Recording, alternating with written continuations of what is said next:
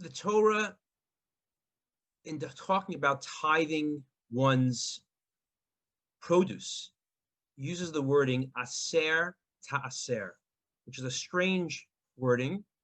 And the Talmud explains that this unnecessary, unusual wording is designed to teach us that if you give, then you'll get. If someone gives 10% plus of their produce, of their earnings, then actually they become rich as a result. I'm going to share with you an amazing, true, personal story that happened to my family not too long after we were married. It's a couple of years into our marriage. I think we had one child at the time, and we were struggling financially, and weren't sure how we were going to pay the next mortgage payment, even just making sure we had enough food to put on the table. And we were thinking, what should we do? How can we sort of try to create, obviously try to cut expenses, but how do we create some more revenue? And we remembered this idea that the more tzedakah you give, the more God gives you. So we thought, if we're struggling financially, now is the perfect time to give tzedakah. So we decided to make a $5,000 contribution to a cause that we believed in. Now, there's only one problem.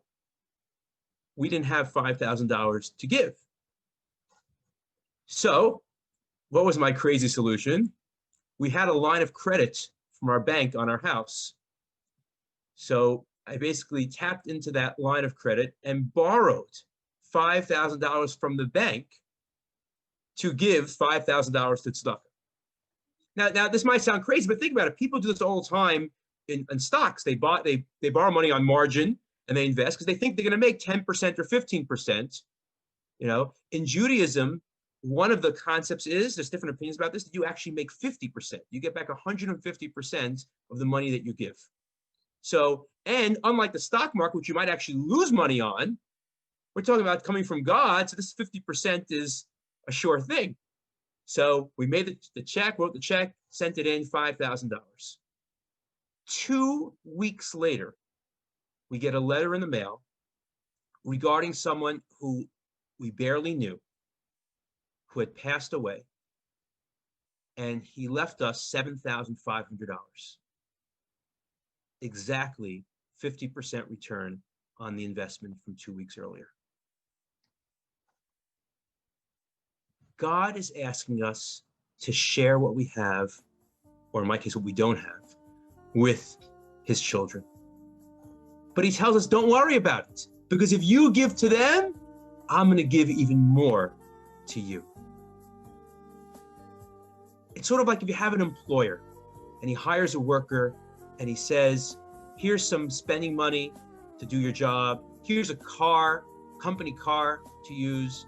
Here's a cell phone and a laptop, and here's the job description. And what does the guy do? He uses the car to drive to the beach.